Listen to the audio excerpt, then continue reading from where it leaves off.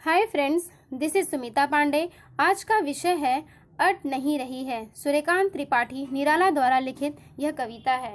इसके पहले हम लोग सूर्यकांत त्रिपाठी निराला द्वारा लिखित उत्साह कविता पढ़ चुके हैं। दूसरे वीडियो में देखेंगे अट नहीं रही है कविता की व्याख्या।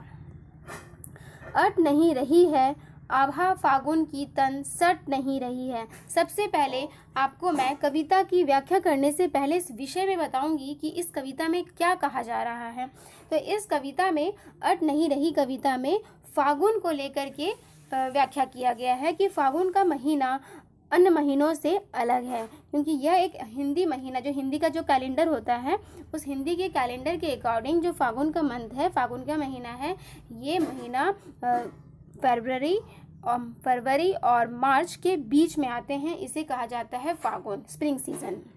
और इन दिनों क्या होता है, बहुत ही सुंदर वातावरण, उसमें बहुत सुंदर सुंदर फूल खिल रहे होते हैं, कलियां खिल रही होती हैं, हवा चल रही होती है, तो इसे फागुन का महीना कहते हैं। तो अब हम जानेंगे इसमें, और इसमें है इसी बीच बसंत ऋतु भी आती है। यह मौसम बहुत ही सुहावना होता है, न ज़्यादा गर्मी होगी न ज़्यादा सर्दी होती है। फूल भी खिलने लगते हैं, चिड़िया चहचहाने लगती हैं और पेड़ों पर नए नए पत्तियां आने लग जाती हैं, सभी जगह हरियाली लगती है। तो अब हम जानेंगे इस कविता में व्याख्या। अट नहीं रही है आभा फागुन की तन सट नहीं रही है। अट का अर्थ होता है समाना यानी प्रवेश करना। आभा चमक, सुंदरता। फागुन, फाल्गुन मास, यानी कि मैंने आपको बताया कि जो फरवरी और मार्च के बीच का समय, जो बीच का जो दिन होता है उसे कहा जाता है फागुन। सट स्पर्श, तो इसकी व्याख्या क्या हो जाएगी, जैसा है अट नहीं रही है आभा फागुन की तन सट नहीं रही है। तो प्रस्तुत कविता में कवि फागुन के मानवीकरण चित्र प्रस्तुत किया गया। मानवीकरण मतलब यहाँ पर मनुष्य को लेकर के और इस फागुन के महीने को लेकर के यहाँ तुलना किया जा रहा है और बताया जाता है कि जो कवि हैं वो कह रहे हैं कि फागुन के महीने की जो चमक, सुंदरता इतनी ज़्यादा मनमोहक हो गई है कि वह कवि के मन के अंदर समा नहीं पा रही है। तो कवि जो है वो यह कहना चाह रहे हैं कि उसके ये जो वातावरण को देखता है, ये जो स्प्रिंग सीजन को जब कवि देखने लगता है तो ये वातावरण इतना सुंदर हो गया है, इतना फागुन के महीने की जो चमक है इतनी ज़्यादा सुंदर लग रही है। क्योंकि उसमें हवा चल रहे हैं, सुंदर सुंदर फूल खिल रहे हैं, कलियाँ खिल रही हैं, नए नए पत्ते आए हुए हैं पेड़ों पर। तो ये सब देख करके कवि को बहुत अच्छा लग रहा है और ये उनकी जो नज़रें हैं, उनकी जो आँख है वहाँ पर थम गई हैं, वहाँ से हट नहीं पा रही हैं, तो वह कवि के मन के अंदर समा नहीं पा रही हैं। तो फागुन में प्राकृतिक उपमानों के सौंदर्य इतना अनुपम, सुगंध युक्त एवं आकर्षक है कि वह पूरी तरह अत्यंत सुंदर दृश्य बिखेरे हुए हैं। कहने का अर्थ है कि जो फागुन का समय है, फागुन के महीने में सारे पेड़ पौधे कलियां सब खिल गए हैं, वातावरण बहुत ही सुंदर लग रहा है, हवा चल रही है, पेड़ों पे पत्ते आ गए हैं, कलियां आ गई हैं और इन सभी फूल पौधों से बहुत ही अच्छी सुगंध आ रही है। तो कवि ने इसी भावुक सुंदरता का वर्णन किया है। तो नेक्स्ट पद्यांश है, कहीं सांस लेते हो घर घर भर देते हो, उड़ने को नभ में तुम पर पर कर देते हो। तो कवि यहाँ क्या कह रहे हैं, यहाँ पर कवि कहना चाहते हैं कि जब फागुन मास फागुन माह आता है तो वहाँ पर सांस लेता है तो घर खुशबू से भर जाता है। क्योंकि सभी जगह बहुत सुंदर सुंदर फूल खिल जाते हैं और वही फूलों की जो खुशबू है और फूलों की महक पूरे वातावरण में फैल जाती है, तो पूरा घर खुशबू से भर जाता है। हर एक घर में खुशबू नजर आ रही होती है।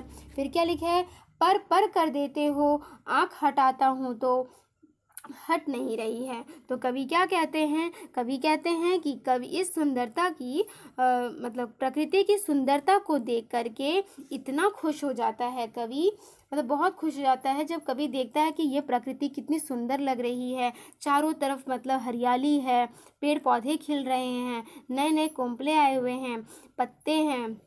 तो ये सब देख करके कवि बहुत खुश हो जाता है और आकाश में, और कवि का कहना है कि उसे भी आकाश में इसी प्रकार उसे भी आकाश में इसके जैसे उड़ने का मन कर रहा है। इसी प्रकार प्राकृतिक सुंदरता मन में खुशी भर देती है और हर किसी को आकाश में उड़ने का मन इस प्रकार करता रहता है। जैसे पक्षियाँ क्या इधर उधर घूम रही हैं, और ऐसे मौसम में तो और भी सबको बहुत अच्छा लग रहा होता है। सारी पक्षियाँ इधर उधर घूमती हैं, मौसम सुहावना हो जाता है, तो सभी लोग घूमना पसंद करते हैं। तो अगली पंक्ति में कहता है, आँख हटाता हूँ तो हट नहीं रही है, पत्तों से लदी डाल कहीं हरी कहीं लाल। कवि क्या कह रहे हैं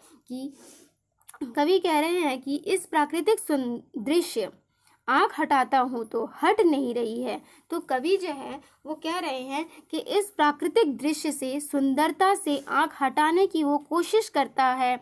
आँख हटाए मतलब सुंदरता इस वातावरण से देख करके वो चाहता है कि मैं अपनी नज़रों को वहाँ से हटाऊं, लेकिन कभी हटा नहीं पाता। क्यों? क्योंकि उसको ये जो वातावरण है, सुहावना जो मौसम चल रहा है, फूल पत्ते खिल रहे हैं, उनकी जो खुशबू है वो हर जगह फैली हुई है, ये सब देख करके उसकी नज़रें नहीं हट पाती है। तो कभी भी कोई भी सुंदर दृश्य देखकर उसके आँख हटाने की कोशिश करता है, फिर भी वह नहीं हट पाती हैं। तो वैसे ही फागुन मास में हरे भरे पेड़ पौधे, फूल पत्ते देखते ही इतना मतलब सुंदरता होती है कि देखते ही उसकी आँख वहाँ पर रुक जाती है और वह देखता ही रह जाता है। तो आगे कवि क्या कह रहे हैं, पत्तों से लदी डाल कहीं हरी कहीं लाल। तो कवि कह रहे हैं कि इस मौसम में जो पेड़ पौधे हैं उसमें लाल पत्ते, हरे पत्ते इस प्रकार से आए हुए हैं। जो लाल पत्ते हैं वो पतझड़ के कारण जो पत्तियां लाल हो गई हैं वो अभी गिरी नहीं हैं, मतलब गिरेंगी, और जो हरे हरे पत्ते दिखाई दे रहे हैं वो अभी कुछ आए हुए हैं। तो कवि क्या कह रहा है, इस दृश्य को देख करके कवि का मन बहुत ही ज़्यादा खुश हो जाता है और उसकी नज़रें वहाँ थम जाती हैं। कहीं पड़ी है उर में मंद गंध पुष्प माल, पाट पाट शोभा श्री पट नहीं रही है। तो फागुन के हृदय में हल्की खुशबू लिए हुए हैं, कोई भी खुशबू मंद मंद कहीं से आ रही है, मतलब धीरे धीरे कहीं से स्मेल आ रही है। किसकी स्मेल आ रही है? पेड़ पौधों की, क्योंकि वातावरण में इस सुहावने मौसम के साथ फागुन के महीने में सारे पेड़ पौधे जो हैं वो खिल गए हैं और यही जो खुशबू है वो चारों ओर फैल गई है। पुष्पों के माला की मंद मंद खुशबू आ रही है, ऐसा लग रहा है जैसे फागुन के महीने में फूलों की माला बनी हुई है। कहीं पड़ी है उर में, उर मतलब हृदय में, मंद गंध पुष्पमाल। तो ऐसा लग रहा है जैसे फागुन के महीने में फूलों की माला बनी हुई है और माला से धीमे धीमे अच्छी अच्छी खुशबू आ रही है। पाट पाट शोभा श्री पट नहीं रही है। तो इस महीने में बहुत फूल खिले हुए हैं, खुशबू दूर दूर तक फैली हुई है। तो क्या कहता है, पाट पाट शोभाश्री, पाट पाट मतलब जगह जगह, शोभाश्री मतलब जो इसकी खुशबू है जगह जगह पर फैल गई है, जगह जगह इसकी इतनी सुंदरता मतलब हो गई है कि वह समा नहीं पा रही है, यानी संभाल नहीं पा रहा है, उसकी खुशबू बहुत दूर तक फैल गई है। तो इन पंक्तियों की मैं आशा करती हूँ आप इस कविता को समझ गए होंगे। So keep watching and don't forget to press bell icon. Thank you and have a nice day.